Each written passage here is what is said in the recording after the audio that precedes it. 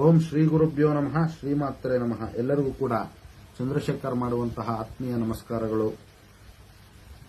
ನಾಗಪಂಚಮಿ ಅಥವಾ ಗರುಡ ಪಂಚಮಿಯ ಹಬ್ಬದ ದಿನ ವಿಶೇಷವಾಗಿ ಗರುಡ ಮತ್ತು ನಾಗದೇವತೆಗಳ ಆರಾಧನೆ ಮಾಡೋದ್ರಿಂದ ಸಹೋದರ ಮತ್ತು ಸಹೋದರಿಯರ ಮಧ್ಯೆ ಪ್ರೀತಿ, ವಿಶ್ವಾಸ ಮತ್ತು ಬಾಂಧವ್ಯಗಳು ಅಭಿವೃದ್ಧಿ ಆಗುವಂತಹ ಒಂದು ಸಾಧ್ಯತೆ ಇರುತ್ತೆ.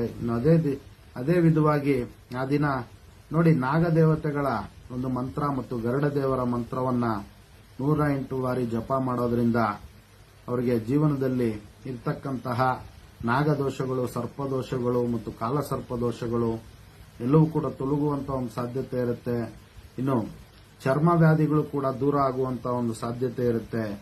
ನೋಡಿ, ಮಂತ್ರ ಓಂ ತತ್ಪುರುಷಾಯ ವಿದ್ಮಹೆ ಸಹಸ್ರ ಪ್ರಾಣಾಯ ಧೀಮಹಿ ತನ್ನೋ ನಾಗೇಂದ್ರ ಪ್ರಚೋದಯಾತ್. ಓಂ ತತ್ಪುರುಷಾಯ ವಿದ್ಮಹೆ ಸುವರ್ಣ ಪಕ್ಷಿ ರಾಜಾಯ ಧೀಮಹಿ ತನ್ನೋ ಗರುಡ ಪ್ರಚೋದಯಾತ್.